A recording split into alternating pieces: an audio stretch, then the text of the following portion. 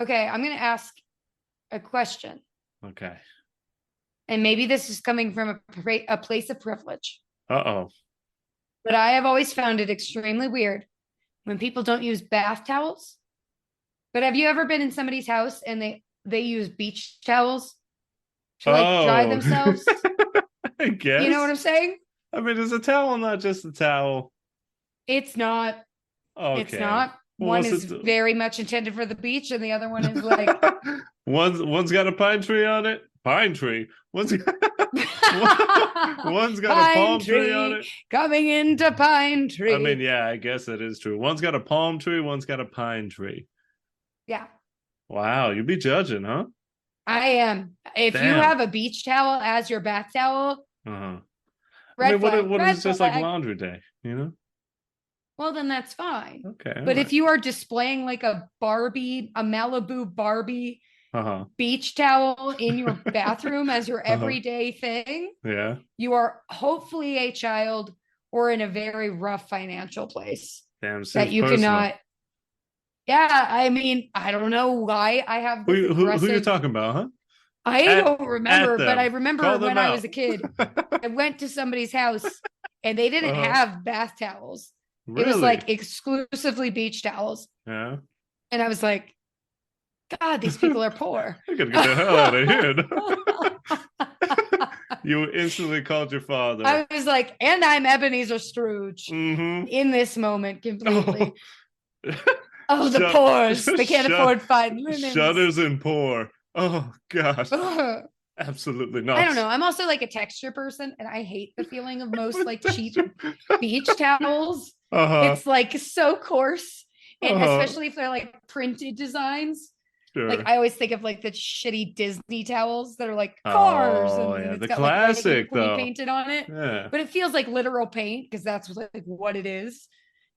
Oh God.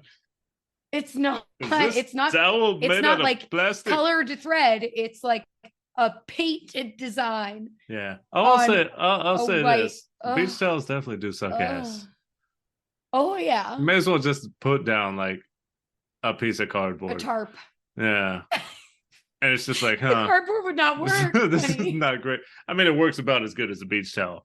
Because some beach towels I've used have just like hardly dried me at all. And I'm like, Yeah. why do we even have this, father?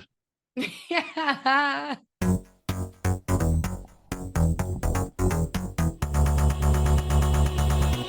Where were you? What happened? What changed? Welcome back once again, everybody, to the Show-Dependent podcast. It's the podcast that exposes our codependent tendencies with the things that we love, how they shaped us into who we are today, and whether or not that relationship has changed. The voice that you are hearing is Kayla, and with me, as always, is my beloved co-host, Eddie. I love Christmas. This song is not in this That's movie, the but we'll talk about it. Don't worry, anyone. And it's also true because I do love Christmas. Hey, what's going on, everyone? oh my god. It's Eddie. And Mhm. It's the you wrong know, Scrooge. it's very funny because for y'all, it's just gonna be like a regular 2 weeks. But for us, it feels like we've lived like six A months whole life. in between that Hmm. this episode and that last episode. And Absolutely. a lot has changed. If audio sounds a little bit strange right now, it's because we're in a new place. We're in the show dependent house. We're in show dependent Oh yeah. studios. And we're still figuring out best audio places, best practices for the new spot. So bear with us here, but we obviously wanted to give you an episode for Christmas. Hmm. And boy, oh boy, did we choose like the most Christmassy Christmas movie for me Yeah, because apparently. it is, yeah, it is like my family's Christmas movie. So I'm excited to talk more about that. Okay, well, before we get there, which will happen very shortly, Kayla, how you feeling today? You gotta let Itchy. everyone know I'm what's going feeling on. so itchy. Yeah, that's a bit strange. I used a new skin thing and now Always a my whole gamble. face. Yeah, absolutely. And I thought I was like, oh, like I've been having acne recently. Like maybe I just needed like a more aggressive astringent to Yeah, like help dry out my pores. No, I'm just so itchy it's too much. and uncomfy. So I just took an allergy pill. But other than Woo! being itchy, I'm feeling pretty good. How are you feeling today, Eddie? A couple of them Tired? bennies. Yeah, a little tired, a little stressed out. There's been a lot going on these Yeah, past couple we've been weeks. going through a lot. Yeah, and got a lot going on. I'm gonna be honest. Yeah. Have I felt the stress of the holiday season of my season Christmas before? A little bit, but I think this year, just with Hmm. having moving and new job and all this stuff going on, I think this is the first year where I've really felt like the stress of the holiday season. Hmm. Which is not a bad Yeah, thing. I'm I not don't I'm know. not It's like, dying, but it's yeah, like I'll be happy when it's actually it's Christmas. over. Yeah. No, I'll be Not happy that on I Christmas Day. want I want a Christmas done. No, that I know what you mean. It's not that I'm stressed. Hmm. It's because when one is on an SSRI, Ooh. like myself, I am not like stressed. I'm just kind of like, eh, maybe it'll work out. Oh, I'm sure it will. It'll be fine, I guess. Well, let's find some respite in the Christmas season in Let's do it. your Christmas film. We're talking about the Hmm. 1970 film Scrooge. Yes, and the film musical. Yeah, one of the many, many, many, many, many, many adaptations of Charles Dickens. Yes. Charles Dickens's A Christmas Carol. I've got the source material on our coffee table as we speak. Yeah. So So why don't we it's a get bit on of a to it? classico, one would say. Yeah. One of the classics to end all classics. And don't worry, we're not going to like talk about the plot. By Yeah. God, if you are like part of Western culture and have not had this story memorized by the Mhm. time you were like 8, I don't know what to say other than, but you must Well, not what's it celebrate feel like Christmas. to be better than everyone, huh? Because Totally. You they're get the sitting there like, superiority complex. just soaking in their own juices of just self-worth. Yeah. It's like when people brag about like never seeing Star Wars Uh-huh. or anything like that. Like, dog, A Christmas Carol, you have to have seen. You have to know some of it. You got to know at least one reference. Exactly. We're not gonna be too plot heavy, but this film No. is a little bit different than a lot of other adaptations of Christmas Carol, in my opinion. All adaptations do something a little different most of the time. Hmm. But we'll talk about those differences and all that and give you a little For bonus. instance, puppets are in some versions. Yeah. Oh God, the best. The Either way, Muppets. more to come here in a second. Let's get to the Yeah, meet cute and where we let's do met. it. Spooge. Scrooge. It's a meet cute baby. It's how we met this thing. Bah! Humbug! Like we said, this is an old one here, and it must be said that 1970 was about 20 years before Eddie was brought to this earth. So this film That you has know of. been, yes, has been out and available my entire life. But Mhm. I honestly only learned of its existence when I started dating Kayla. Hey, I yo. literally saw this film for the Mhm. first time like 5 days ago. Yep. You're welcome. A little bit of a foreshadow, though, that you Oh, heard some of the God. animosity, and you can hear it right now. This tone from Kayla that she's giving right here. We just made a mistake. That's all that happened. She's touching her forehead. Her brow is furrowed. I know you can see it, even though you Yeah. can't see her. I know you can see You it. can I know hear you it can in my feel it. voice. Ugh. Just a little thing to remember, and we'll talk about it near the end. Somehow, some way, kind of got this spoiled a little bit. I don't know how it happened, but we did it. In Yeah. a fun animated way that well, you know what, I'm smiling, but we'll get to it. Oh my God. More on You're that not later. being coy. This is a musical, as Kayla said, and my first impression of the meet cute was that, yeah, the musical part is fun for sure. A lot of songs for show. I mean, it's a musical, and yeah, I just think most of my thoughts from the meet cute will be given later on in this. I don't really have Yeah. much to say because I've seen A Christmas Carol before in What do many you ways, mean? and yeah, it's A Christmas Carol. but the differences are soon to come. Kayla, take it away. This means far more to you than it does to me, obviously. Now that the shoe's on the other foot, this is my jingle all the way. Okay. Ooh, this is your So, face off. Absolutely. This is my face off. Wow. So the reason I will first and foremost say squeaky. the reason that this movie is such a big part of my life is 100% nostalgia. And not only that, but it is a kind of like a family tradition that has been passed down. Very cute. This film was watched by my father and his family when he was young. Oh, okay. So this movie was the movie that my dad grew up watching every year on Christmas or Christmas Eve. I can't recall. However, that is a huge draw for this movie for me because it makes me feel close to my family. It makes me feel like I'm part of this long-standing tradition. The lineage. Which at this point is over 50 years old. Damn, that's so wild. It's an exciting thing to be able to participate in. So yeah, I mean, every year my family sits down and watches this movie together. We typically laugh at the exact same things, many of which we will discuss here. Everyone has those movies where you see it a million times and you're still like, God, I love this part. I love this part. I will laugh every time. Watch it. Yep, absolutely. That is this movie for me. And in a weird way that we can kind of talk about, it was kind of like an introduction for me to horror. Wow. We keep sort of peeling it back and finding earlier and earlier introductions to horror for ourselves. Not to mention, religious trauma. Yeah. Fun stuff. But that's besides the point. And before we move on, I'm just curious. I mean, I guess you've seen this. You probably watched it even when you weren't even sentient. You couldn't even remember. Most likely, yeah. But when was the first year? What age was the first time you remember? Maybe 2000. So when you were I was 5? About 5. Okay. Yeah. Wow. Yeah, I remember being young and in pajamas with my brother and diapers. I remember. Wow.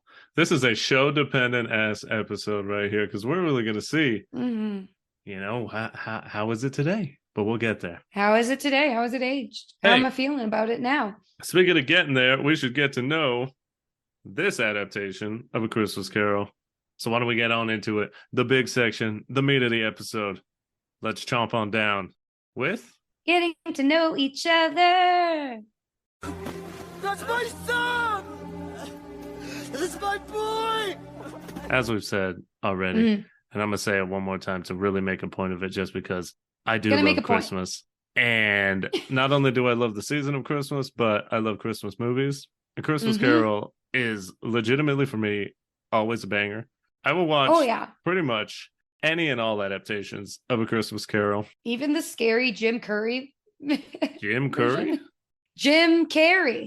Jim Curry. I combine Tim Curry and Jim Carrey. Honestly, I've never seen that one, but I probably would enjoy it, even though I hate that style. But I still like the Polar Express, and it's that dead-eyed animation. Yeah. But anyways, yeah. Well, the only point I'm trying to make is I just fucking love it's such a classic tale. A story is a story. Any adaptation, even if they're the exact same, I'm damn, they killed it on this one. Well, I'm happy to hear that this adaptation was a successful one, at least by your very low standards. A classic's a classic. And as long as you hit the main points and don't try and do something just super weird and out of I don't even know. I don't know how you could possibly fail at doing an adaptation of this. Unless you try and do something it's all Gen Alpha and they're just using hella slang and doing fucking Minecraft and Roblox and stuff. And then that'd be this is kind of cringy. But I've not seen an adaptation of A Christmas Carol yet that I haven't enjoyed. So who knows? Well, there you go. I really love just period movies, as we've talked about, with Pride and Prejudice. I'm just a sucker for a good costume. Yep. I know it wasn't costuming back then, but it is now. I love the aesthetic and I love the time period that A Christmas Carol takes place in. It's just so quaint and I adore it. So glad I didn't live back then. Oh yeah, because the time period was wild. I got a note here. Can't really remember exactly what it was, but I had to write down that people just be throwing things. Mm-hmm. Like there was a point What did early they on. throw in this movie? Fucking anything and everything. Money. Didn't they throw Money, money at the boys snowballs, out of a probably. window? Yeah, that's what it was. It was just like, Cup and hey, thanks for change singing a at song. young boys. Fucking here's just some heavy metals flying at your face. People was throwing piss, throwing corpses all over the place, coffins. Mm-hmm. It didn't matter. Everything. Anything and everything was tossed out the window. Yeah, defenestrated. Yep. Yeah, that's right. We learned that word. Mm-hmm. We did. And connecting to that, because most of my notes were just kind of things in this specific adaptation that like kind of annoyed me, or that like I was like, look at this and that. And it's not just because it's not the adaptation. It's just like because it was a classic bit like in older cartoons that people hated Christmas carolers, and I never really understood it. And then I watched this adaptation and I was like, yeah, that would annoy the hell out of me. Because these kids are like Christmas caroling. And like it's very obvious that Scrooge is not going to open this door, and they know who Scrooge is. They're acting like they don't know the most famous man in town, who's the famous biggest for what? Asshole in not town. wanting to spend money. Like, what did you think was going to happen? But anyways, they go up to his door and they sing. Obviously, he ain't opening the door, and then they knock, sing some, knock again, and that moment, I was like, "Dog, I'd be pissed." Catch a hint, boys. I swear, you knock again. You're going to catch these feet drop kicking you through the wood. and you and your boys are going to catch these hands because I'm tired of it. Oh, I like caroling. Mm-hmm. Hate being caroled at. Yeah. The worst. Yeah. Well, from what I understand, do you understand the historical reason of caroling? To make money. Yeah. So it was a way for like less fortunate people during the time to scrounge up some extra money. Hashtag the poors. Hashtag Cratchit life. You know the song, "Oh, bring us a figgy," like yeah. We wish you a Merry Christmas. Oh, bring us a figgy pudding. They would also like give people, instead of money, they'd give them food. Oh, that was a demand. Yes, it was a demand for the carol. Nowadays it'd be like, oh, bring me some Filet-O-Fish. Oh, bring us some Domino's. Oh, bring us some Chick-fil-A. Mm-hmm. Oh, bring us some Burger King and make it my way. You like that? You like that one? Edit me out. That was a good line. That was really good. This episode is not sponsored. Let's go. By anyone. I wish. This episode brought to you by our own damn selves. You want to bring us some figgy pudding? Please bring us some figgy pudding. Download, please. That's our figgy pudding for this year. Yeah. Yeah, I hate live performance. Yeah, you do. I hate it so much, which is ironic because I love performing live. Yeah. I hate being performed at. Makes me extremely uncomfortable, especially if it's a soloist. I just want to put them down. Christmas carolers are not solo normally. No. Yeah. Isn't that weird? I'm more threatened by a single individual with like an acoustic guitar than I am with a whole fucking choir just walking down the street. Yeah, no, it makes sense because it's aggressive. You know what else is aggressive? How ugly these people are. That is exactly what I was going to say. These are the most British people they could have possibly cast in this goddamn British film. Like this movie was like shot in London. Yeah. And it shows in every single motherfucker's set of teeth. Oh my God. And like furrowed brow and just general disheveled nature. Granted, I know they were made to look this ugly. And like a lot of these people like put gunk in their teeth. Sure. And didn't do their hair to look nice. Yeah. However, this cast is rough with the exception of like 3 people. Honestly, yeah. For a long time, I was just sitting there. And I think I asked you the question. Well, there were 2 questions. The first question was, does this Scrooge guy actually look like this? Because this guy is ugly. Albert Finney. And I understand. Okay, Albert Finney is, I understand that he was obviously in makeup and costume and all that stuff. But even then, I was like, God, what does this guy look like? Because this is probably the ugliest Scrooge I've ever seen. I think he's charming. No. I mean, charming and like physical looks are two different things. Charisma Yeah. and appearance are very different. I can't think of an uglier Scrooge than this guy. It was like insane. Damn. Poor Albert Finney. And even when he was, from the grave. even when he was younger, I was like, okay, all right, that's what he actually looks like. I can Yeah, see he's that. a good-looking guy. But also, damn, this guy is fucking British. Oh, yeah. And the Albert second Finney, question. I go ahead. Sorry, I just have to say the second Fine. question was, when is someone attractive going to show up? Because Wow. it wasn't. Wow. It was also the 70s. People were just ugly back then. I mean, People maybe. used to be real ugly a lot of the time. You're right. I mean, there's a reason that in the past, when they would have like high schoolers in TV shows, you'd be like, why is this played by a 30-year-old? No, that was a 14-year-old person. They just look that ugly, you know? They look 63 at the Uh-huh. age of 20. Absolutely. But anyways, I don't know. That's I think it was their parents just beating them incessantly. Just rapidly aged them. And the haircuts were atrocious. And just making them smoke full packs of cigarettes. As they should. It's cool as hell. As I've been trying to say, apparently Albert Finney was a very popular actor, especially during the time this film came out. I mean, I've heard his name, but what else was he in? He's got I don't know. I think he was in a 007 movie. He played a Bond villain. Okay. And he's got a Bond villain's name. I hope his name was Albert Finney in the film. No, it was not. It was not. Albert Finney as Albert Finney. Albert Finney. It's like Nicolas Cage is Nicolas Cage. Beautiful. But no, I really I mean, obviously you see when he's a quote unquote young man in the movie. A young lad. He's got a good jawline. He's got a strong face. Sure. I think he's a fine looking fella. A fine looking chap. Guy, decent looking. Always pop a fit. Could be that fucking kid caroling that looks like a literal gargoyle. Oh my lord. Yeah.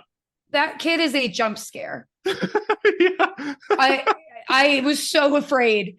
When I fully looked at him for the first time, 5 years ago, me and my brothers all burst out laughing because we were like, holy shit, this guy is hideous. How have we never really looked at him before? And then we looked again and we were like, now we can never unsee this guy's face. Oh yeah, they legit, this is definitely that case where they had a middle-aged man playing a child and it showed. Or maybe this kid was just that insanely ugly, but my God, guy shows up, chops, eyes looking like he's about to just suck your soul out of your fucking nostril. It's really scary. It was just very weird. The closest animal I could think of would be a cross between an eye and a chameleon. It's and also just a lot. the fucking what is it? The sloth from Ice Age, that film? Oh, Sid. Throw that guy in Total there. Sid face. Very That's weird. probably the most accurate. Very scary. Anyway, let's stop roasting this person who's probably dead by now. Yeah. And the only other thing, and I'll bring it up now, we'll bring it up later. Yeah. In every Christmas Carol movie, and I don't know because I mean you've read the book, so you can correct me if I'm wrong. But especially in this adaptation, we got Tiny Tim. And what's his sickness? He's got the plot disease. Because what is he sick with? Explain what plot disease is. Plot disease just means that the plot demands this kid dies. He's in danger. Why? Because, it'd be sad if it happens. The plot demands I don't even know. I don't even think in the book they talk about exactly what's wrong with Tiny Tim. Exactly, which I kind obviously of it's something with his leg. Yeah, I kind of has a crutch. Respect, but I also at the same time I'm like, you could have just said one. You just throw it in there. He got the tuberculosis. And maybe that is. I mean, maybe we're just ignorant and don't know the symptoms. What is it? What's a disease? I think that would, tuberculosis is the lungs. So I mean he does cough a lot in many iterations, and he faints sometimes. And this kid's sick. I'm just saying, Tiny Tim's got the plot disease. He's I like sick the word plot in this context because it sounds like it sounds like plop, which sounds like poop. So it's he's got the shit disease. Yeah, so Tiny Tim That's where my brain went. He's hobbling around. He's sick with what? I mean, he's sick with having essentially the full weight of Scrooge's mortal soul upon his back because he pretty much plays the pivotal role in saving this man's soul. At least it feels like it. I don't know. Yeah. I think it's a compounding effort of just everything the ghosts put him through. Yeah. I But don't he's know. definitely the cherry on top. Yeah, we'll talk about those ghosts here in a minute. But it just, especially at the end, it's like, why you care so much about this kid? I mean, I get it. He's a young kid. You don't want to see a young kid Let die. him die, damn it. Just why do you give a shit? I don't know. Anyways, whatever. The more important question is, yeah. go on. I know you have a huge point of in this version in particular, which you have never brought this up before. What is it? It's the point that you said, like, what do you mean Scrooge is rich? Oh, like, yeah. Of course he is, dear. Yeah, but like, how rich is this man? Like Scrooge McDuck rich. Oh. Hey, they have the Hence same why name. we have Scrooge McDuck. Yeah, but Scrooge McDuck Jesus is fun. Christ. And he's cool. And he swims in money. And this guy doesn't. His name is also Scrooge. Yeah, well, he's a good Scrooge. You know, there's good protein and bad protein. We got good Scrooge, McDuck, and bad Scrooge, ugly There's ass bad Fitty. protein? Yeah. Are we talking about fats? Yeah. Good. I'm sure there's bad protein. Milk is a bad protein. You get protein from a Big Mac. I don't know if that's good for you. I get, Hey. I revoke what I said. We I brought that back around. Yeah, that's right. I'm so sorry. I don't know. I don't know. Maybe it's just because I was just like, God, this man. It's because his house doesn't make sense. But that's a point later on. Yeah, I don't know. Like depression, Depression makes you dirty. You've seen the movie. His soul gets saved. He decides, I'm going to turn my life around. And this man, especially in this film, though, I just feel like he may as well have just like said, hey, I'm buying God, the town. I will buy this whole city. Mm-hmm. And I will just never make anyone ever pay for anything ever again. Because this man was throwing money around like he had infinite amounts of it.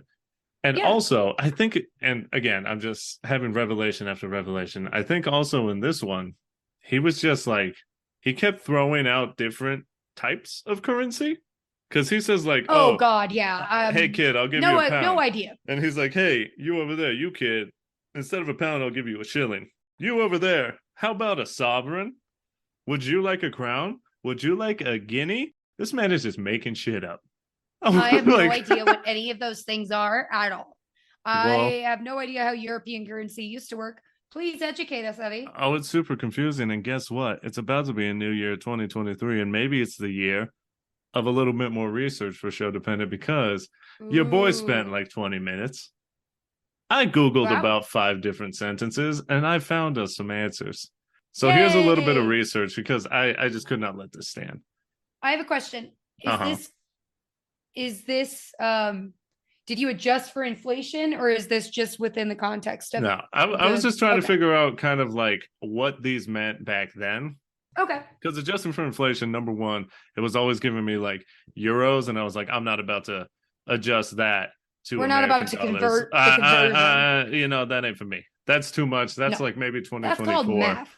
That's like 2024, 2025 Sho-Dependent when we decide to maybe do that. 2026. If I have to do math, oh God. Yeah. So I was just like, what does it mean back then? I found out. First of all, a pound is essentially like $1. Okay. And a pound was also equal to 20 shillings. So like 20. It had to do because it was like actually weight. It was like the actual weight of the thing. Well, that makes sense. So a pound, $1 was like. Sorry, Scrooge uses a scale in his business. Yeah. So a pound was literally a pound. So now that makes sense. Honestly, I'm 30 fucking 2, and this didn't make sense to me until I Googled this yesterday. So I was just like, oh, a pound. That's fancy London speak for $1. And no, it's not. It's because it was actually a pound back then.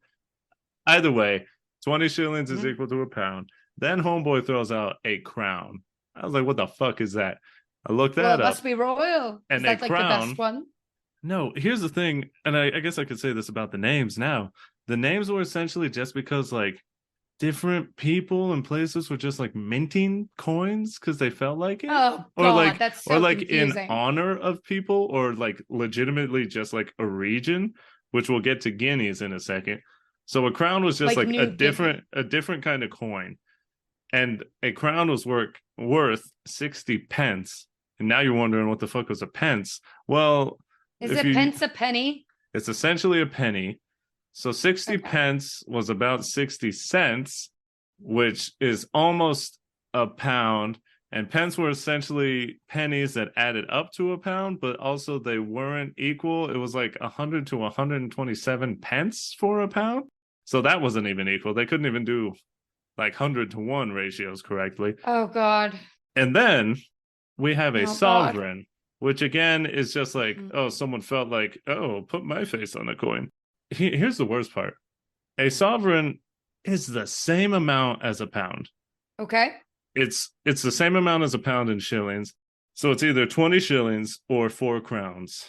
So 4 crowns is equal to a pound. So what's a half a crown? Half a crown would be 30 pence? yeah, so like 30 cents. Oh my God, I hate this so much. And finally, we have the guinea, which you pretty much hit it on the head. It was because of like the Guinea area, Papua New Guinea, I think specifically, and like the king or the royalty colonizer piece of shit there was like, The monarch, yeah. put my face on a penny, put my face on a coin because I'm important. Mm. And a guinea is also worth a pound. It's the same. So they essentially have like 3 different types of dollar. They essentially said anytime royalty God. wanted, they would make new money and it'd No. be worth the same amount as a dollar. No, how about no? And it's How like, about I just get monopoly money why? and Why do we do this? call it good? Yeah, they had literally had a bunch of different coins that were all worth the same amount of money, but all had different names and different people on them. And it was just because royalty is up their own asses. Mm-hmm. And I will hopefully end this segment by saying I'm happy I live now and not then. Oh, because yeah. now my money is just imaginary, floating binary in space. My money's and I just like to keep numbers it that way. that go up and down on a computer screen. Absolutely. just like, Sometimes I have a little piece of paper and I say, I hate having this piece of paper. It's a burden until I want to not spend money, but also spend money. And then it feels like I'm not spending money. Oh my God. I was literally about to say it's 100%. It's got to be a generational thing, right? For our generation and beyond, because I legitimately have $100 bill in my pocket that you're right going to now, give me. that I'm going to give really you because I owe it to you. And it's funny because A, you don't want it. And B, to me, it feels like I'm not losing any money at all. I'm just going to deposit it. Because I'm not even going to keep that on me. Because it's not in my bank account. Therefore, it doesn't affect my numbers on my computer screen. Therefore, to me, it's literally free money. And also, you can't break $100 bill anywhere now. They look at you like you're crazy. They're like, we don't accept bills over 20. Look at you what like the hell are a you sovereign. Doing? Kind sir, be on your way. I will only accept half crowns or less. Half crowns or guineas? Oh my God. Yeah, no, I am not looking forward to that $100 bill. They're fun to look at. Never really want one ever again. Just want the binary in my bank account. Thank you very much. Hey, that's where you and Scrooge are different, because Scrooge, he definitely loves money. But what does he hate? People. So, talk to us about this whole little section. It's early on. Yeah. So Scrooge, as always, is just, Scrooging people out of money. See what I did there? Yeah. So he's a loan shark, essentially. He is on Christmas Eve, just gun to the head with these people of give me my money now. Yeah. And essentially raising their interest by like 500%. Yeah. Insane. On Christmas Eve. And may I just add, because we kind of glossed over the point, but I have to come back to it now. It's just very funny to me that like when his kind nephew comes and is like hanging out, and he's like, hey man, it's Christmas Eve. He does the same song and dance every year. When his happy nephew suggests something like what does he suggest? Like giving Bob Cratchit the day off or something like that, right? Or like spending some sort of money. And then Bob is like, oh, I think that's a great idea. And then Scrooge looks at him like, boy, your poor ass. I know you ain't talking right now. I swear to God. You fucking worthless I will piece murder of you literal where shit. you stand. I know he legitimately like sniffed like, I know there ain't no poor person speaking right here in my house right now, because I swear to God. And why is he poor, Scrooge? Why is he poor? Hey, because he ain't working hard enough. because he ain't pull himself up God. from his bootstraps. Anyway, It was what just very was the funny point? Anyway, Scrooge hates people. And in the version that I was raised on, which is this, to me. he just hates people. He just fucking hates people. Yeah. He hates the way they look. He hates the way they smell. He hates the way they party. He thinks they're a nuisance.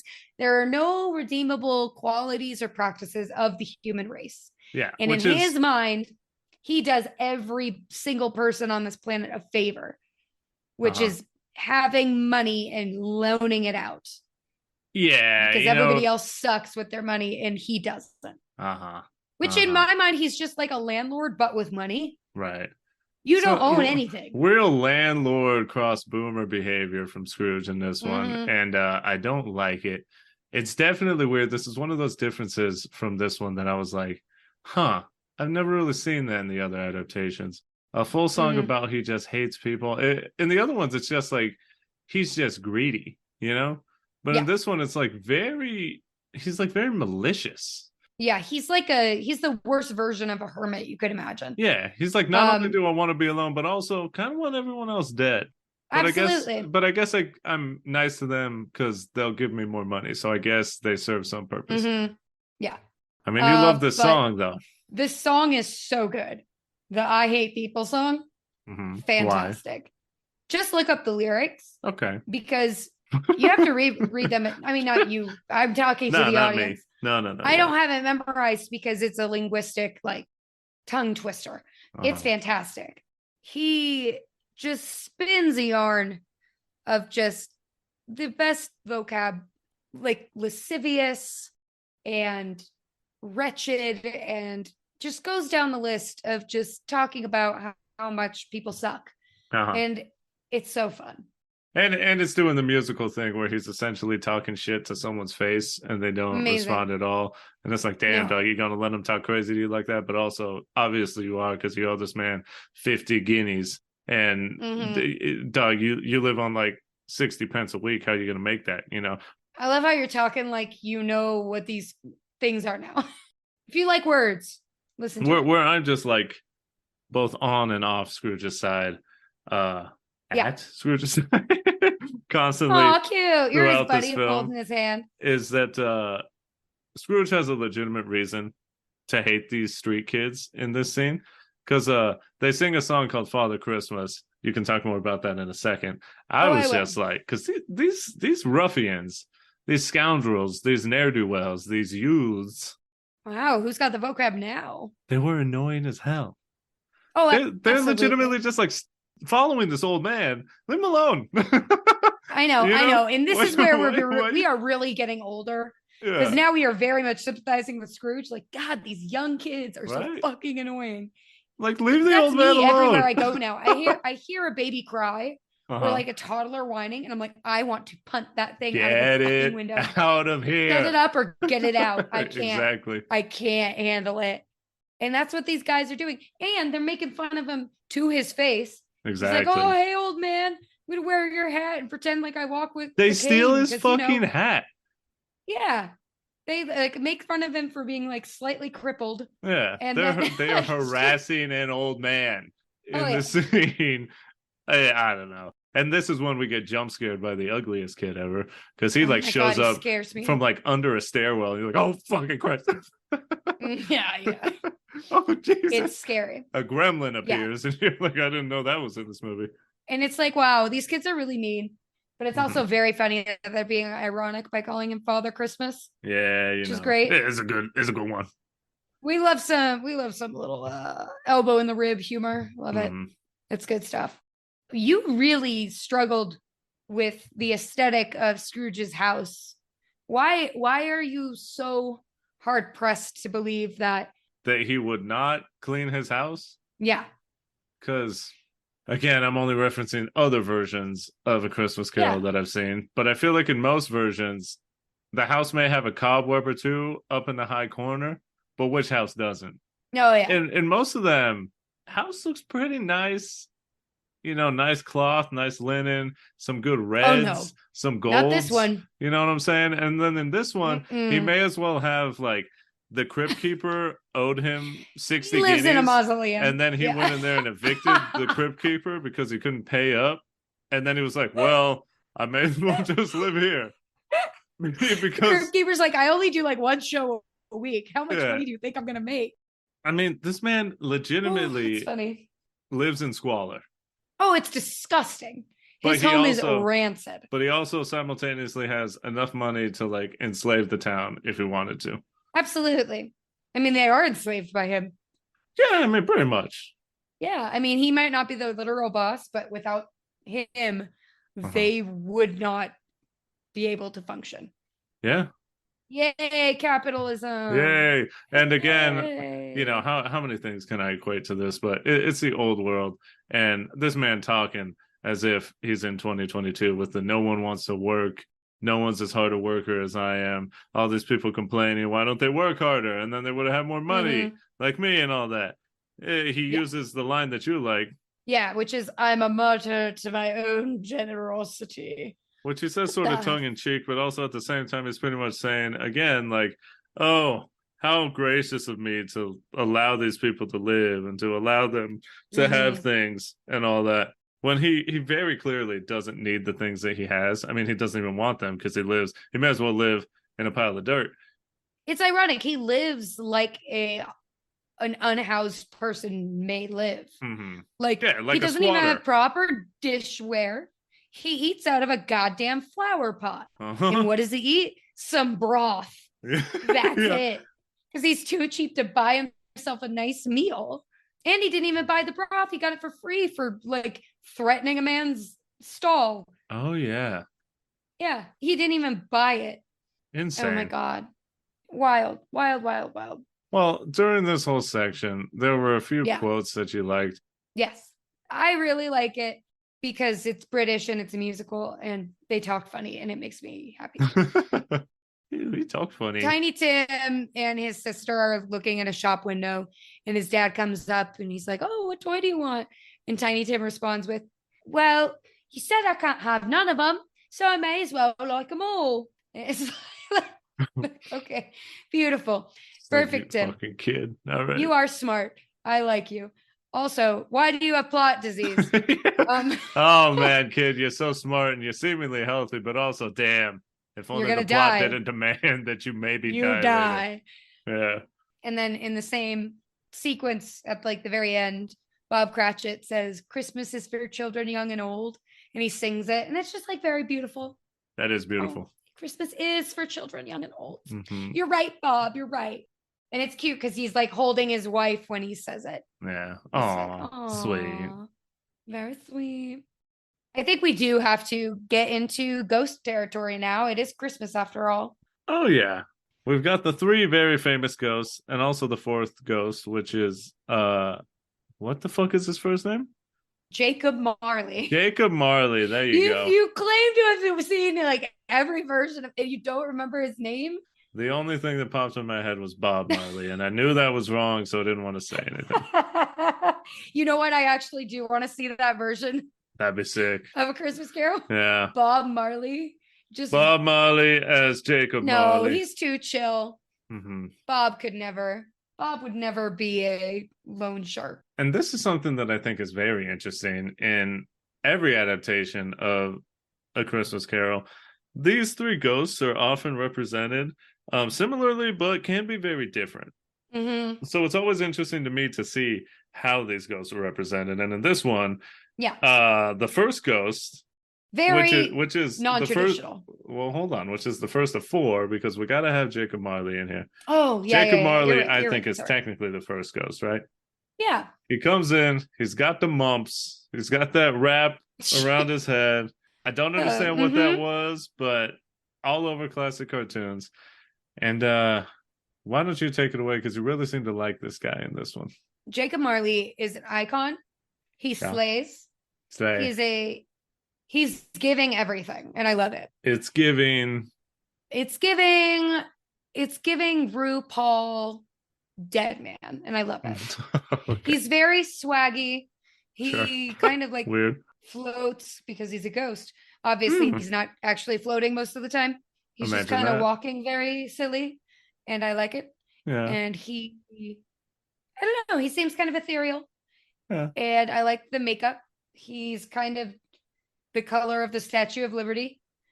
He's got that weird, True. like, blue copper color, Yeah. which is fun. Uh-huh. And I like his chains. I like that he's got like rattly chains that jangle and jingle and be floating. be floating, and he's banging his chest together to scare the shit out of Scrooge, and it's great. Yeah, I really like Jacob Marley because he it's funny because depending who you ask, Yeah. a lot of people theorize or speculate that Jacob and Scrooge were actually like partners. Oh, the classic thing, huh? Potentially, yeah. I Or mean, that yeah. they had a very strong friendship. Let's just say that. For sure. You could see that. You could read that in here. Yeah, you could read into that. And So- it's that, as I was saying, what I mean by the classic thing is that a lot of times it's a meme nowadays, how it can sort of be more obvious that people were like partners in the past. Yeah. But historians, like, somehow for whatever reason seem to just and they were the best of friends. They just really loved shoving their penises into each other died on occasion. Their skeletons were found, penis inside the other one. What Yep. good friends they were. What a strong Truly. bond they had. Yep. That's how you know you're best friends, or as I like to say, bosom friends. Yeah, and it could have been because he really seems to like Marley. Yeah, And absolutely. he hates people. Yeah, but this version of Marley is very sassy, and I love that. True. He's like, I'm doing you a favor by being here. I hope you understand. I don't want to be here, but I feel like I do kind of owe you a heads up, Right? Because you were in deep shit a decade ago. This shit sucks, and now man. It's even worse. Yeah. So, love Marley. I love the little wave he does out the window. Yes, you do. Or not window. As he says goodbye to Scrooge after his spiel, he like sticks his hand out the door frame, says goodbye, Scrooge, and he like just very gently waves. Nobody can see this. This is an audio medium, but just imagine a gentle wave puttering across my hand as I slowly draw it out of view, similar to that episode of SpongeBob and Squidward with the curtain. Yeah. Something like that. And this is another scene that I haven't seen in any other adaptations, was the little scary spirit scene. Oh, really? Yeah. So I don't think it's in any other ones, is it? That I can tell. I mean, they talk about it in the book, I believe. But sure, Jacob but I'm talking about basically adaptations. says, yeah. I'm trying to think and stretch my memory.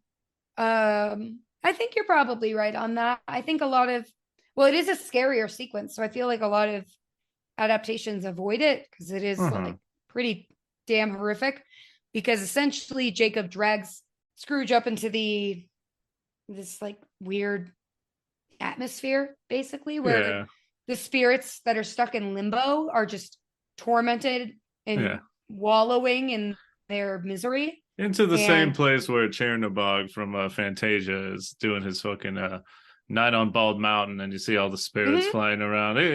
He's off to the side. He's off screen. And they're over here like, oh shit, this shit's scary. Oh yeah, it's freaky. As an adult, hilarious, because it's just a bunch of like Halloween decorations set up with fans. Yeah. And floating towards the camera, but it scared the shit out of me as a kid, and I would cover my face because I knew, oh god, that ghoul is gonna float towards the screen and it's gonna scare me. So I'd cover my eyes and I'd go, no. I'd say, Dad, tell me when it's over. And then I'd uncover my eyes, much like Scrooge does, because Scrooge covers his face because he doesn't want to look. Oh yeah, I mean, why would you? But Marley hits Scrooge with the line, which is a good line to reflect on, but mankind should be our business. Yeah. Because Scrooge is too busy making money his business instead of taking care of your fellow men. You've got to. So he got to. He just got to. Let's get to the first of the real actual ghosts. The three ghosts, one at 1, one at 2, and the last at 3. The first ghost is, of course, the ghost of Christmas Past. And this one, it's a super old lady. She's so sweet. And I like her a lot. And I wish she would invite me for tea.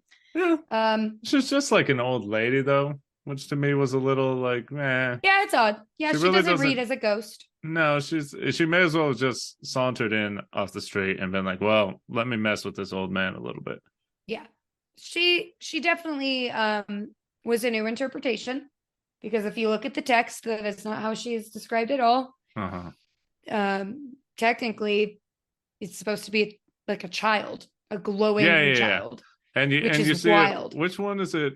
Is it in the Muppets one where it's like very much a child and it's super creepy looking? Because it's like, oh I god, don't know. what is that? I think I've seen it once and I Okay. don't remember. I may, anyways.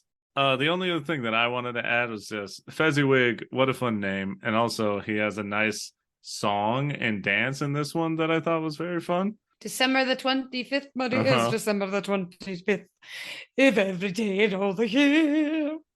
December 25th. I love it. I love it so And much. this old man And I is want to moving. dance at this party because it seems like a blast. And Fezziwig is just a good old time. Mm-hmm. What a cutie pie. Also, his daughter is like one of the only pretty characters in this movie. So. Yeah, we see Scrooge's only love, Isabel, and she's also got a good song. Mm-hmm. The happiness is whatever you want it to be. Mm-hmm. I don't even know if that's the title of the song, but it's very pretty and it's true. You make your own happiness. It's a great sentiment. I love it. I love the message. Mm-hmm. It's very sweet. It is very sweet.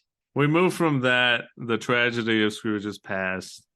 Oh no, I love money more than women. It's so sad. Oh no, I made a Dumbass. mistake. You idiot. She's like the only pretty You person in this fool. movie. That's what he calls himself. Mm-hmm. You fool. I love that he gets to yell at himself. Yeah. That's Don't fun. we all do that at some point in our lives? We look back at something we did and we're like, you fucking moron. Oh, what an idiot. God, we go to Christmas present. It was a more classical interpretation. He's like a giant, but in this one, he's got a little bit of chest hair hanging out. Yum. And he sings a I think song he's a good called looking guy. I Like Life. I like life, like life's me. Life and I nearly fully agree. Mm-hmm. Fantastic. It's a good So song. good. It's very catchy. Tra-la-la, whoop-pa-pa. It's fantastic. It's a great little ditty. And it's hard to feel sad and pessimistic when you're singing it. Mm-hmm, for sure. Because he makes a lot of good points. And of course, the Ghost of Christmas Present shows Scrooge what's happening currently on Christmas Day, even though it's not actually happening currently, which I just realized, because it's You're right. not Christmas Day yet. It's still the future. No. So that's kind Well, of... I guess the present Christmas would be... He's showing him what the present Christmas would be if he doesn't do anything, but that's not the present, because it's still the night before. Future. What the fuck? Damn. Wow. Why have I never realized this until, somebody until dig just up now? Charles Dickens from the grave and point this out real quick, because his editors did not catch this. But this is like legitimately messing me up right now. Yeah, that hurt my brain a bit. Like I can't stop being like, but it's not the present day. No. I But it suppose would be... it's the Well, Christmas. technically it's in the same day. Yeah. Oh, because yeah. it's 2 a.m. Yeah. So it's But in the same day, which would be the present, I guess. Sure. I don't know. Ask the ghost. It's fine. It's neither here nor there.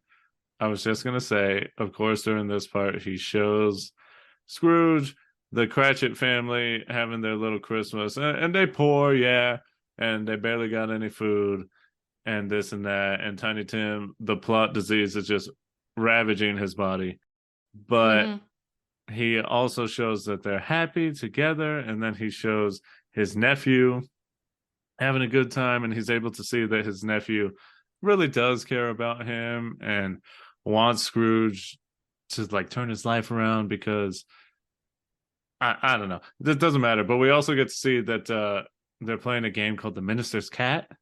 Yes, which is very strange. It's a language game, and it involves clapping, and I like it. Right. And then this was when I was just like, God, I could not live back then. They ain't got no TV, no games. They had to sit here and like essentially just like do homework for fun. Like, oh, let's study words. This is a good time. And I was just like, dude, take me out. Take me out of here. I couldn't live. Nobody can see my face, but I'm making a very grumpy face Right, at you right now. Hey, I'm just being real. I'm a modern man, and I could not do it. Honey, you could learn anything you wanted. Like what? Out of sheer boredom. You would know how to juggle. You would know Oh God. how to cook the finest meals. You would probably learn multiple languages. Yeah, multiple ways to say take me out. Oh my God. You're right. You would not do well back then. And I wouldn't do well either because, just women didn't live long because having uteruses was dangerous. Having uteri. Back then. Uterices. Bionicles. Oh. Anyway. Well, should we talk about this very Cratchit Christmas, or do you want to talk more about the minister's cat? The minister's cat, you just take turns using adjectives in alphabetical order. That's all you need to know. It's great. Yeah. Also, there's clapping, and you must keep rhythm. And that is fun. Not hesitate. That is a good time. I love a rhythm. You do like a little drinking game. That'd be fun. Yeah, instead of getting out, you take a shot. Or just a sip of your drink. Maybe, we don't want anyone to die. Yeah. Yeah, you should probably be out if you're doing shots. You take one shot, and then you're out of the game. Yeah. So the game starts over again. Anyways, it's a very Cratchit Christmas. Mm-hmm. Take it away.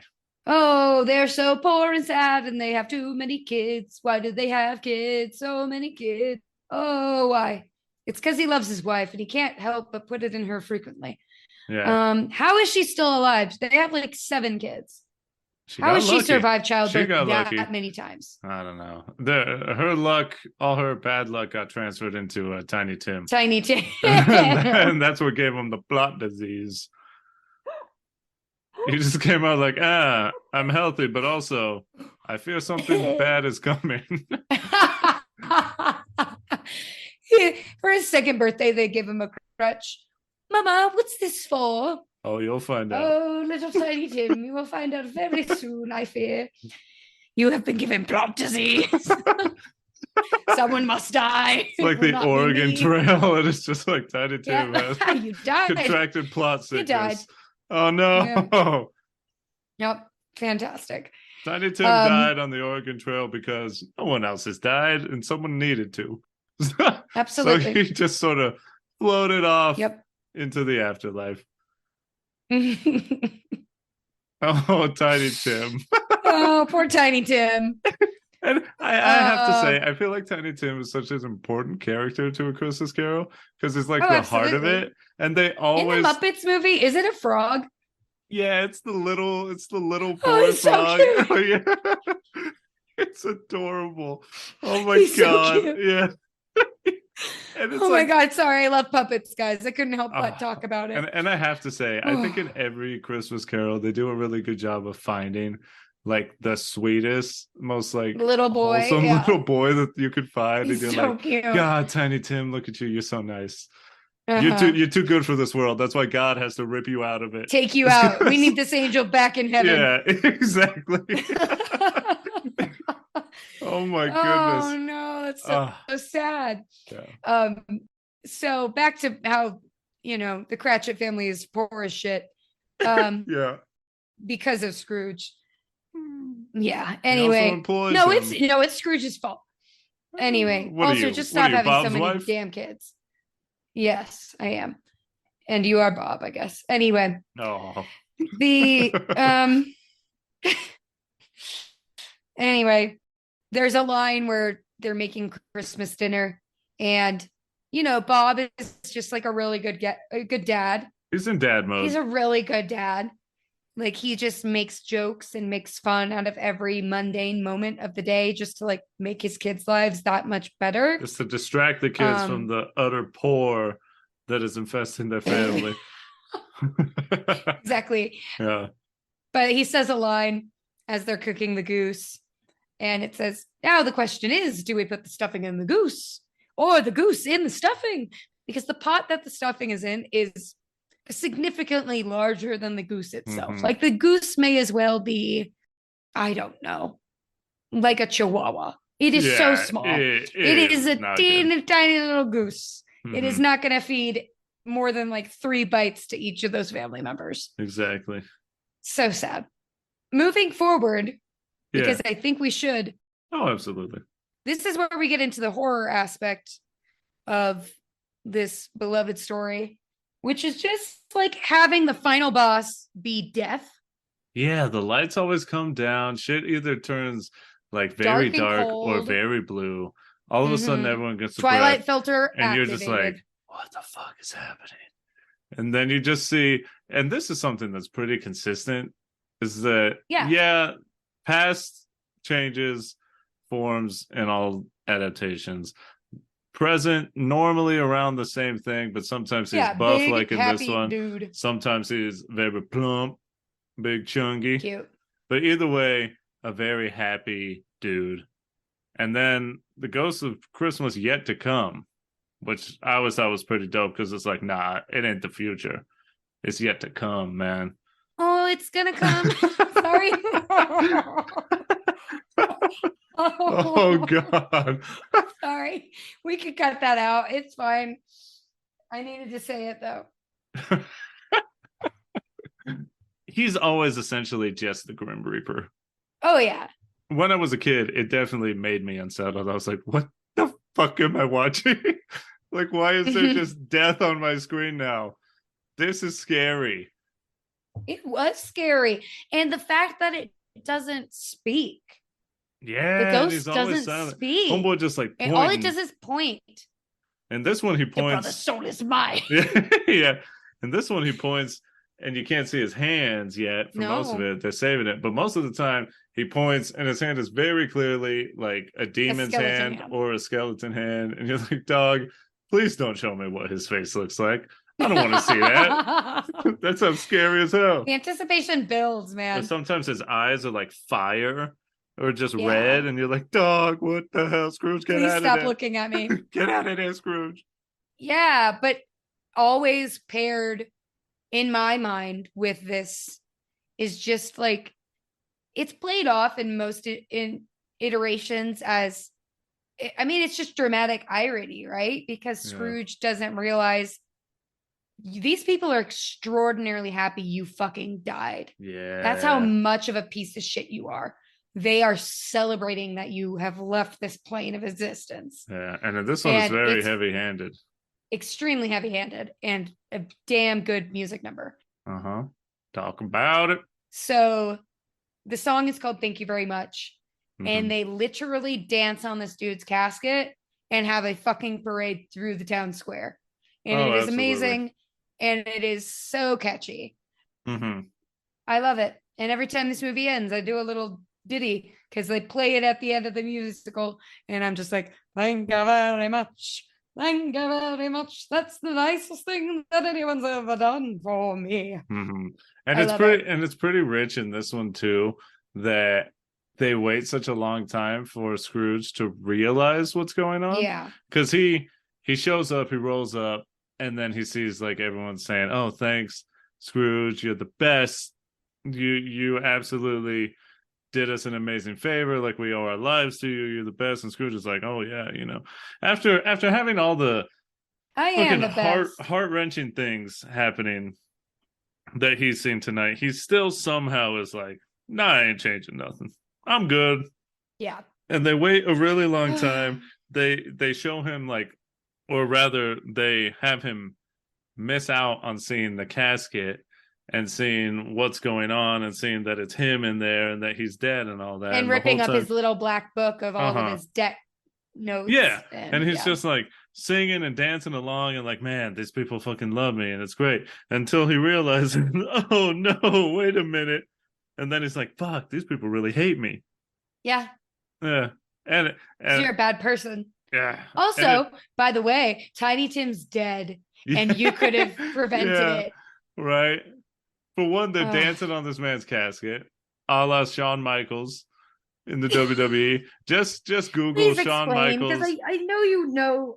I know, but I can't really remember. Why do you always think of Shawn Michaels during Because it was like a casket match thing. And Shawn Michaels was just like at the end of an episode, I think it was leading up to the casket match, or he had just won No, he didn't. But anyways, like someone was in a casket, like, and Shawn Michaels was just dancing on it, just doing his fucking like sexy boy dance on it, just stomping and all that. It's like the Yeah. most disrespectful thing ever. And it's just hilarious. Yep. Just Google Shawn Michaels dancing on a coffin and you'll just laugh and laugh and Fantastic. laugh. It's great. But yeah, folks, sound off the alarm. We got a dead kid. Ding-a-ling-ling-ling-ling. It's a dead kid here. Oh God, is that kid dead? Yeah, we got a dead kid. The Grim Aw. Reaper points over to. That's very sad. Poor Bob. It makes me teary-eyed every time. Like the Uh-huh. idea of losing your kid Oh, it's so and sad. actively Yeah. like knowing like there's nothing you can do because you're Uh-huh. too poor to like get him the resources he needs to Right. survive. Yeah. Just Yeah. slowly watching this child wither. Uh-huh. The This plot love of your demands it. life. Damn it. The plot disease. It's page 247. Mm, It's you gotta near the die end. time, H.M. The Yep. plot demands it. Yep. But yeah, it's very Ugh. sad. And in every one of them, it's a heartbreaking scene because they also, every adaptation does a great job of casting a very sympathetic Bob Cratchit who just sells it 100%. Like in this one and in all of them, but in this one especially, he's just like, talking to him as if he's still there. And he always says like, oh, I'll be back tomorrow at the same time. And all that. It's like, oh man, this man is broken. Like he's not going to be able to move on from this. No. This is so sad, because Yep. like Tiny Tim was like the light of his and the family's life. Yep. And I think that's why I said earlier that in this and every other adaptation, it feels like this is the moment that like, this is Scrooge, like, fuck, this is not good. Like I can't allow A this kid to happen. shouldn't die. Yeah. Now, because he does say, right, like, not when I can do something about it, like I can help. And then it turns from, you know who else is dead? So it pivots from Scrooge looking at Bob visiting Tiny Tim's gravesite. mhm. And then he's like, Spirit, what's to become of me? Like I've seen like a day full of great joy and great sadness. Like I don't understand how I play into all of this. And then fucking Skeletor points his little hand towards no, Skeletor's too hot. That was too much of a compliment. No, it's fine. Points at the grave. And it's, of course, it has Ebenezer Scrooge written right on it. And he's like, oh shit. And then he turns around and you just get jump scared. Yeah. And this was, hell. Yeah. I know it's goofy as an adult, but you have to put yourself in my like scared ass little girl brain. Because every goddamn year I would get scared because I knew it was coming. I knew it was coming and I hated looking at it because it was just so scary.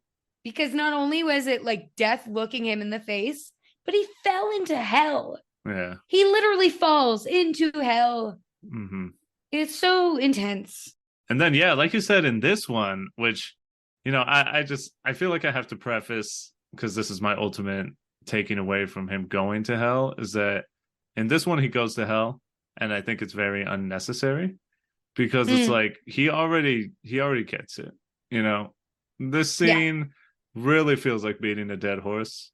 And I can see why most adaptations don't do it. Does this happen in the book? Do you remember? I believe so. Yeah. Yeah, I don't know if it's exactly the same. It's been a while since I read it. Yeah, I always thought, though, I will say, I love an oiled man. And we get a lot of oiled men. We get some oiled devils big, beefy carrying dudes. in. I love it. I love it so much. Like dad bods. Dad bods were doing a big as a thing youth, I was in like, this one. why am I enjoying this kind of? They Oh, were like, God. not like young, but Them some like a thick teen. boys. I was like, okay, chunky men carrying heavy chains. Okay. I kind of like this. I don't know. I'm a sucker for a metaphor, Sure. So we love the visual of your sins or your wrongs becoming a chain that you have to wear for all eternity. And seeing the visual of the chain being wrapped around him and the actual literal weight of it being pressed upon him. Yeah. It's a nice, it's heavy-handed, obviously, but I've always really liked the visual and the fact that they made his position in hell ice. Yeah. He's the only person in hell that's cold. It's like Dante's Inferno. Oh shit, the deepest level isn't hot, it's ice cold. Nope. Yeah, as somebody who was raised with like the fear of damnation, but redemption always being, something that was encouraged and something that was redemption. Just repentance, things of that nature. It was an intense visual, but it made I don't know, when he wakes up at his bedpost and he like quivers because he was shivering and he's like, I'm alive. I'm alive. Like, it's just so good. It's like, yeah, you are alive. Right. Like, can you imagine how awful it could be? Because you just now know what literal hell is.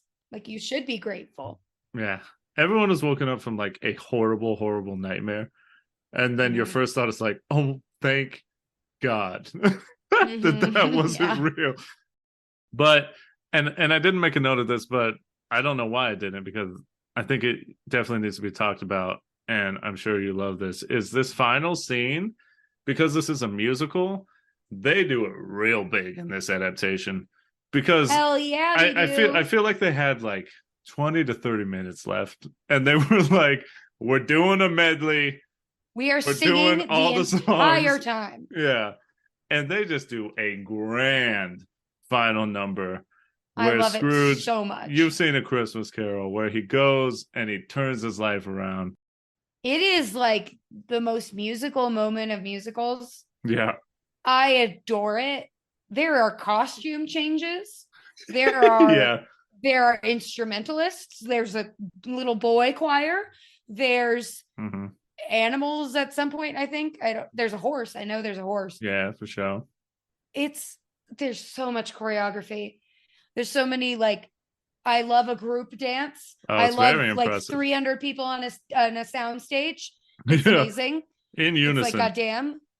Oh my God. I love looking at people in the background. I love creative choices being made. I don't know. It just captures everything that I love about musical theater, which is just showmanship and joy. Yeah. And everybody in this sequence, you could pick anybody out in that crowd and be like, they are going 100% right now. They are having so much fun. They're on point. They are in character. And this is like the best fucking day of their life. Right. And it looks so good.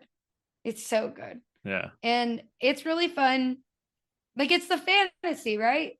Yeah. It's the fantasy fulfillment of getting to see somebody do something that at some point, I hope all of us have had the desire or, felt compelled, like, oh God, if I had the money, I would do so much good. I would be able to help so many people. I would be able to provide so many different groups of people with so much joy. Right. And also be able to make amends. Like, Scrooge gets to be part of a family again. Yeah. And he gets to say sorry. It's so nice. Yeah. It's just like perfect. And that's just like a testament to Charles Dickens's like writing. Yeah. Because most adaptations are just a straight like 1-to-1 adaptation where they use the exact dialogue. Like, I love when Scrooge tells his nephew, like, oh, like it's a gift for like a lot of lost years, for like essentially like a sad old man, and he's trying to make himself better and like become a family again. And he, like, his nephew's super happy. And then in this one, like, he literally becomes Santa Claus and like delivers gifts. And he gives the Cratchit family a gift, and at first they don't know who it is, and then he like gives a quick peek that it's Scrooge, and then they're like, "Oh God, what the hell?" And then he's lost his goddamn mind. Yeah, and then in this one, he very blatantly says like, "And we're gonna make Tiny Tim healthy," and like it's all gonna be good. And then I do like, and I can't remember which adaptation it is, but I like that there's certain adaptations that say that Scrooge essentially becomes like a second father to Tiny Tim, which I think like is very uncle. sweet. Yeah, which is adorable to me and makes me tear up. But yeah, this final number is insane. Because I mean, It's I beautiful. love musicals, and I know that a lot of this has been me like, oh, this movie's a little weird, but at the end of kinda it, shitty. no, it's just it's old, but that doesn't make it Yeah. bad. But it's just like it was a grand final number, and I thought it was Oh awesome. yeah.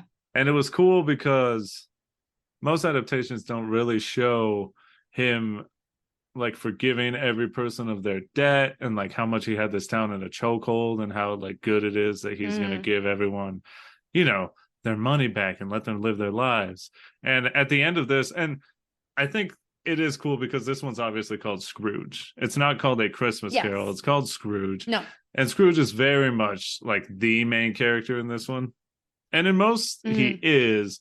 But I feel like more so in this one, like it's 110% about him. Because like the last scene, and I was a little surprised at it, because I want to say most of the time, like without fail, Tiny Tim always gets the last line. Yeah, he gets the end cap. He always gets the "and God bless us, everyone," like every single time. God and it's, bless us, everyone. And it's adorable every time because you're like, God, you're the sweetest, most little like angel, innocent little boy. Thank you for not being an angel yet. Please continue to live. Right. But in this one, we like follow Scrooge back home, and he just has like a moment like of reflection of like clicks his fucking heels yeah, like a leprechaun, and I love it. And he like addresses Jacob Marley and is like, you know, I'm gonna turn my life around and like this is great and like thanks and stuff. And then he just like goes into his home and is like content with like he's gonna turn his life around. And then it just ends. And I love like, it. This is nice. You know, good for him. Because it's like as Eddie gets teary-eyed. Because it's like, you know, it's the knowledge that you are gonna do better for yourself. And like you're not obviously he's doing it to like make other people's lives better, but he's 100% doing it to feel better about his own life, which is like the it's like the classic like you need to do good even when no one knows you're doing good. Like that's a real true act of good and kindness is when you like don't want anything for it. So it was very nice. It was a really nice ending. Yeah. To like bring him full circle. And I think the nice thing about it, the last line of this interpretation is, I'm going to go have Christmas dinner with my family or Christmas lunch with my family. And it's just like that ownership. And again, it goes back into that wish fulfillment, which we see a lot in holiday movies, specifically Christmas. Oh yeah. That's why it's so good. The opportunity to make amends and heal. Yeah. Because that's really what Scrooge ends up doing. It's not that he's healing the town per se. He has to heal himself first. Oh yeah. Because his brokenness is what is splintering out, and you know, it's the ripple effect that's hurting everybody else around him. But as soon as he like made that change, everything else fell into place. Right. And it's really sweet. And it's kind of like he's living in honor of Jacob, because Jacob doesn't get that. Right. He will never have that opportunity to apologize. And, you know, but we do every day as living people, we make the choice to either fix things or keep them broken. So it's very inspirational. I think it is time. It is time for you to reveal our big stupid secret. Reveal the spoiler of the meet cute, because like I said, I only watched this version, 1970s version, like 5 days ago, but about 5 days a week before that, there was a new Scrooge movie that came out on Netflix called Scrooge, A Christmas Carol from 2022. And Kayla was like, ooh. I saw something about this on TikTok. It's got Luke Evans. He's a very handsome man. He's also apparently very good at singing. And he's he was in Beauty and the Beast. Yeah. So I did like his voice in that. He's had a little bit of a renaissance, a Luke Evans-assance, if you will. Sure. Kayla was like, he's belting in this movie. We should watch it. So we throw it on. again, I Love Christmas, and that's the first song in this is a song called I Love Christmas. And I'm like, And hell yeah. Eddie has been singing it for like This a is month straight now. this is dope. But as we were watching it, Kayla, like I think it first started I started when, getting angry. but I think it started when Isabel was singing the like happiness song. And Kayla was Yeah. like, wait a minute, I recognize this song. Wait a minute, this is the same song from Scrooge from 1970. Why is it the same song? What's happening here? And I was like, I have no idea what you're talking about. I don't understand. But, I don't know. I'm just watching a cartoon and I'm having a great time. Yeah, that's weird, I guess, you know? And then like it keeps going, and then they sing another song that's the same as the 1970 version. And Kayla's like, this is super weird. Can we look it up? And so I look it up, and we find out that Scrooge, A Christmas Carol from 2022, is an updated adaptation of the 1970 version, which is very funny because Kayla seemed to think that no one else knew of the 1970 version. Hey, I mean, that's true. You were acting. I very much painted this film as something that no one else has ever seen before. Yeah. Because I literally didn't know anybody else growing up that ever saw this version. And every time I brought it up, I got like these quizzical looks of like, what the fuck are you talking about? Are you talking about Scrooged? And I'm like, no, it's just called Scrooge. Right. Stop insinuating that. Also, rude. You should know about it because it's good. And and I was just mad because Eddie ended up seeing the remake of this movie before he actually saw the movie. And I was like, well, damn, now whatever. So it did obviously spoil the songs because they sing many, and not all of them. No. But like the big hitters they sing in the new one. And so it did spoil that, and it spoiled some of the plot details because it's an adaptation. But I do want to say this, because they made some interesting changes to the updated version that I've never seen in other versions that I thought were kind of fun and made they were pretty artistic choices, I'll say that. Yeah. One very major thing is that they give Jacob Marley a dog who, when he dies, the dog is transferred over to the care of Scrooge, which is very interesting. Scrooge has a pet. And it's which fun. does make him more sympathetic. Yeah, and it's fun because this dog, Prudence, she's essentially like Scooby-Doo, except doesn't talk.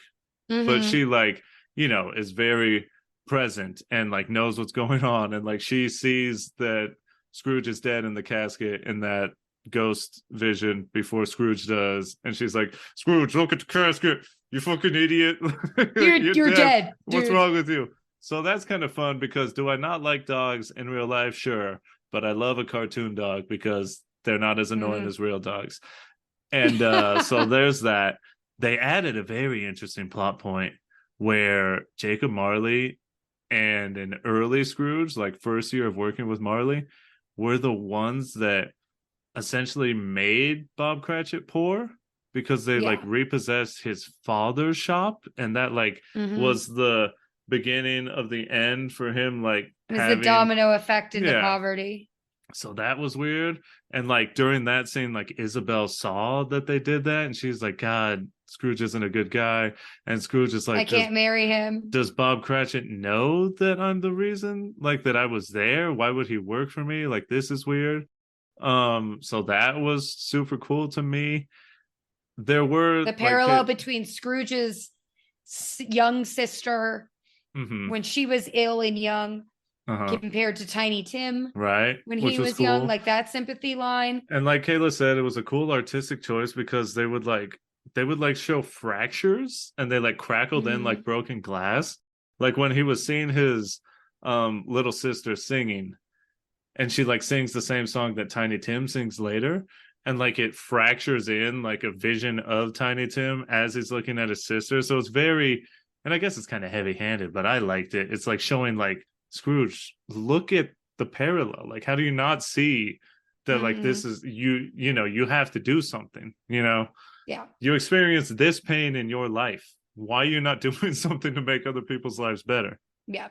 And sad. I have to say, there's some banger ass songs added Like I said, I Love Christmas. I think it's a banger. And I think it's like the antithesis to the I Hate People song. I think they did that on purpose Absolutely. because they were like, let's start it off with his nephew just being like, I love Christmas. And it's great and it's fun. Oh, and I have to say, God, I'm like so jazzed up about this new adaptation, which is funny. Meanwhile, I'm just sitting here like still kind of jaded I about know. this, the way But, all of this unfolded. And I have to say, I think it's very sweet because they add like little lines. But when his nephew is giving the toast and he says, like, well, my mother loved Scrooge. So I have to believe that her judgment was great and that the man that and the brother that she had that was Scrooge has to be in there somewhere. So I got to believe that he can come back. And then he turns around and looks at his dead mother's portrait because, and I don't know if it's in the same in all of them. I guess it kind of is. But his mom died giving birth to him. So they never actually like spent any Christmases together. And in this version, and he was born on Christmas. Yeah. So in this version, he like sheds a tear and he's like, into all the Christmases we never got to share together. You know, like, I love you, Mom. And it's like very sweet. And I was like, damn, that's great. Look at this. This is fantastic. But the last thing I'll say about this version is that song that's the banger called Later Never Comes is just fantastic. Oh, it's a really good song. Because it's like Isabel singing a song about how Scrooge keeps saying later, like, you know, we'll do this later. But it's very obvious that that's never going to arrive. He's just so busy with work and doesn't care about Isabel anymore. And he's become a different person. And through the midway point, old Scrooge sings to young Scrooge and is like, what are you doing? Like, you messed up your whole life. Like, you have to stop. You have to change. And I think it's like very, very well done and very tragic. And it's just like, thank you, Luke. Yeah, your voice Luke nailed is just it. singing. And it's great. If you like A Christmas Carol, I think you should go watch it. And if you like the movie Scrooge from 1970, you could go see like a cartoon updated adaptation of it. Yeah, in 2022. I still have a lot of I need to have a whole like sit down with my family and we need to discuss it because I've got some opinions. But have they seen it? I told them to watch it as soon as well, what are your opinions then? Well, how do you feel about it? I'll say here for now, I enjoyed it. I really loved the art style. I thought it was very well animated and I, for the most part, enjoyed the music. I was not a fan of Ghost of Present. Oh, yeah. Past was fun, though. Anyway, I did like the little imps were fun. Yeah, and they weren't too really annoying. liked her. And I thought she was Helena Bonham Carter for half a second. And he was like, you're wrong. And I was like, damn it, my special skill is broken. But it's fine. And I'm sorry, I have to add real quick. I thought it was cool that they had the Ghost of Christmas Present become the Ghost of Christmas Yet to Come. Because he turns from like the jolliest man ever to like the creepiest thing ever. And I thought it was very cool because he like transforms before Scrooge's eyes and Scrooge is like, oh my God, what is happening? Like what happened to this guy? Yeah, it was very enjoyable. Okay. Yeah. Well, I mean, now's your time to get it out. You know, what did you not like about it? Other than that, because I feel like there's more. It was just say it. I think that what my issue with just kind of more modern things, especially geared towards children, it's a lot of cookie color melodies. Sure. And they work and they sound good for the most part. But what I find charming about the original version is that it is so much of kind of like just talking in a tune. Sure. Which is something that I find very charming. This is a very pop version of kind of like the emotions that were in the original. But I liked it. And I thought this new Scrooge was hot. So. Oh, yeah. That was an improvement on gross Albert Finney makeup man. Absolutely. So. Well, let's define the relationship. It's called the DTR. I'll take this one first here and just say that for the 1970 version, I obviously did find it very charming. For all of the little faults that I found in it, I did really like the 1970 version. Did I like Hooray! did I like all of the songs? No. I think some of them were just not very good. Like the I Hate People song, I know Valid. you like it and it's very like, vocabulary heavy, but I was just like, this is highly forgettable. I don't remember anything about it. And a lot of the songs were just like, whatever, too slow, too this, too that. But like the big hitters, the ones that they used, obviously in the updated version, the 2022 version, they're very good. They're very catchy. As I said before, some of the choices in this one were very good. I liked the ending a lot. And I do think that Albert Finney, Mm-hmm. for as ugly as he was in this, he was very charming. And at the end, it was awesome seeing him turn his life around. It had me tearing up. I wasn't even expecting when I was talking about it here for the pod. But I do think it was an awesome message and an awesome adaptation and a way to show a little more growth in Scrooge that a lot of the adaptations don't really focus on. A lot of the adaptations sort of yada yada it, but in this one, you stay with him and you linger on him. And like you said, you get to see him happy that he's just going to have lunch with his family and that he has a family again, which I think is very sweet. So for 1970, I do like it a lot, but I feel like I have to say, and you're not going to like what I have to say. I know exactly what you're going to say. I definitely would much rather watch the 2022 version. You already have. You already have Oh, I rewatched it know. at least I watched it twice, last to my night, knowledge. and honestly, I feel like I want to watch it again tonight. It's just so much fun. It's fine, but you have to turn the volume down again because it will wake me up again to hear Luke Evans belting. Right, but all I'm saying is, and it's a testament, the 2022 version would not be good if it didn't have the songs from that. Yeah. It's only really good and like enhanced because it's an adaptation of the 1970 version. Because Thank you. The 2022 I will accept that. because if the 2022 version was just like a cookie cutter non-musical Christmas Carol, it would just be like, one of the many, many, many, many adaptations. And again, will I watch any one? Yes, but it would sort of be forgettable and be lost in the sea of like the great ones, like the Muppet one and the Mickey one and all that stuff. So, yeah, I really do love the 2022 version, but it's only because it's an adaptation of this version that I love it so much. So, I guess in turn, I very much do enjoy 1970. Am I Sho-Dependent on it? Probably not. But again, I've only seen it once. We'll see what the many, many years of watching this and the 2022 version do for my love of it. But for now, I would say I love some of the songs a lot, and the ending brought a tear to my eye. There you go. Well, you already know what I'm going to say. I know, but you got to say it. I Make am it happy official. that you found a way to spin it. Of course, I'm Sho-Dependent. This is my family's Christmas movie.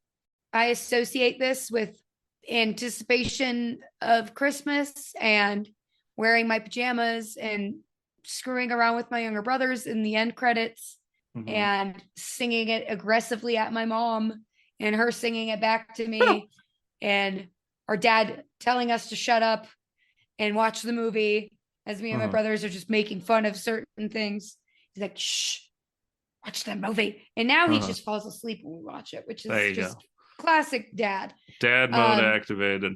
But yeah, it's just like my family's movie. Sure. And every time I watch it, I'm just brought back to childhood, which is just like kind of the essence of what I think we kind of set out to talk about in our podcast, which is just kind of like getting to the things that really shaped us as people. And without a doubt, this movie is a cornerstone of why I am the person that I am today and why I love music and musicals and dancing and self-expression in this kind of manner. And I'm so grateful that my dad kept this tradition going. And I look forward to watching this film every year for the rest of my days because it is part of a larger picture that I get to be a part of, which I'm grateful for. Well, there we go. I mean, how can you get better than that? That's what Christmas is all about, isn't it? All right, well, friends out there, listeners, thank you so much for listening, taking a little bit of your holiday season, your time with your family, your loved ones, maybe stealing away 90 minutes to come listen to us talk about this movie. And if you like what you heard, please give us a follow, a download, spread the word. Tell all your caroling buddies while you're just pestering and antagonizing the people along your route and just not letting them say no as you aggressively sing at them. Tell all those caroling buddies that they can find the Show-Dependent podcast on Apple Podcasts, Spotify, Google, Amazon, wherever you listen to podcasts, we will be there. If you want to follow this podcast, Show-Dependent, on Twitter, on Instagram, we are at Show-Dependent Pod. That is SHO Dependent Pod. If you want to follow myself, the man who loves Christmas, the man who you will find listening to Luke Evans belt those beautiful tunes out night after night, you can find me at Twitter, at Twitch, at Victor V. Sweet. And Kayla, where can you be found on the internet? You can find me doing aggressive British accents. Oh, yeah. Pretty much anywhere I am. But you can also find me on Twitter at DJ Vivich. And Kayla. And maybe one day on Tumblr. We'll get back into that Tumblr maybe we'll land. get back on in that. Well, hey, Kayla, I know we just talked about a very important film to you, but I think for the new year, we're gonna do another one, baby. Yeah, let's start it off with another pivotal film in your life because, and funny enough, another film that for me, I really know nothing about. So let us know what we're doing next time. Fantastic. Oh my God, you guys, we finally get to talk about the Prince of Egypt. And again, it's coming back to religious trauma, baby. But this is for the better good. And okay. I cannot wait because I will argue this further. I think it is one of the best musical endeavors ever taken underway. And I cannot wait to talk about it. Okay. Well, I can't wait to, because I'm pretty sure that I've seen this movie at least once in my life, but I don't remember it. So I can't wait to watch this and actually remember it. Hooray! Well, with you better that, not repress this memory. Hey, friends, with that to look forward to in the new year, it's once again time to wrap up this year, 2022. I, for myself, here at Show-Dependent, cannot believe that we've been doing this for like over a year and we get to celebrate and be able to say another big thank you to everyone who's listened to us this year. I know we did our year cap a couple episodes ago, but I think it just has to be said again. Thank you so much for just taking the time out to listen to us. You know, we're a small podcast. We're just doing this. You know, I convinced Kayla to do this with me because you did. You coerced me. But, you know, like I said, tearfully in the year cap 2022, this just is my outlet and our outlet. You know, I'd like to thank Kayla that you actually enjoy doing this now. But, what do you mean? But it's just, you know, my way and our way to be able to create and just make something that maybe someone, even if it's just one person, even if it's just, if we're able to entertain a couple of our friends every other week, then I think this is a good time and it's worth it and it's worthwhile. So thank you so much. I hope you all have an amazing holiday season, whatever you celebrate, whoever you celebrate with. Happy Yuletide. Whatever you do, I hope it's a good one. I hope you have an amazing New Year's Eve. And we hope to see you back in the next year, 2023, where we plan on doing a little bit more variation and a little bit more fun stuff. And look forward to Prince of Egypt as the new and first new episode of the new year. Hooray, 2023. You know, much like Eddie said, it's been a crazy year. And just in the past few days, we've gone through a lot of changes, but it was all set into motion very early on in 2022. So we're grateful for you guys and your continued support. We're grateful for everybody that's been on the show with us and, you know, willing to have a good time. And thank you guys so much. We hope you are all taking care of each other and taking care of the things that you're in control of. But most of all, take care of yourselves, please. There you go. Hark the herald angels sing, glory to the newborn King.